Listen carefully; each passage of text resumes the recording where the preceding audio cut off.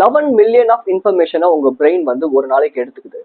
அதை நீங்க போட்டு ரிப்பீட்டடா யோசிச்சுக்கிட்டே இருக்கனால ஓவர்வெல்ம் ஆகுறீங்க, ஸ்ட்ரெஸ்ட் ஆகுறீங்க, ஆன்சைட்டிக்கு போறீங்க. இதுல இருந்து எப்படி ஓவர் கம் பண்ணலாம் அப்படிங்கிறத நான் எப்படி ஓவர் கம் பண்ணேன் அப்படிங்கிறத சொல்றதுக்கு முன்னாடி இந்த ரீல சேவ் பண்ணிக்கோங்க. ஃபியூச்சர்ல கண்டிப்பா உங்களுக்கு ரொம்ப ரொம்ப யூஸ்ஃபுல்லா இருக்கும். ஸோ இந்த ஆன்சைட்டி, டிப்ரெஷன், ஸ்ட்ரெஸ் இதெல்லாம் எதனாலனா ஏகப்பட்ட too much of too many infos நீங்க வந்து எடுத்துக்கிட்டே இருக்கீங்க. அதை ஒன்ஸ் நீங்க வெளியே கொட்ட ஆரம்பிக்கணும்.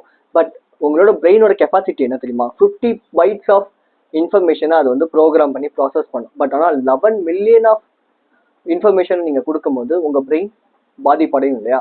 ஸோ இதுல இருந்து நீங்க ஓவர் கம் பண்றதுக்கு ஜஸ்ட் ஜேர்னல் பண்ணுங்க. உங்களோட தாட்ஸை ஈவினிங் டைம்ல உங்களோட நோட் எடுத்து, டைரி எடுத்து என்னென்ன தாட்ஸ் வந்துச்சோ எல்லாத்தையும் ஒண்ணு விடாம உட்காந்து எழுத ஆரம்பிங்க. இது உங்களோட அந்த பிரெயின்ல இருக்க இன்ஃபர்மேஷனை வெளியே கொட்ட ஆரம்பிக்கும். அப்படி இல்லையா ஜஸ்ட் உங்களுக்கு நீங்க எடுத்துக்கிற இன்ஃபர்மேஷனை கிரியேட் பண்ணி போடுறதுக்கு ஸ்டார்ட் பண்ணுங்க.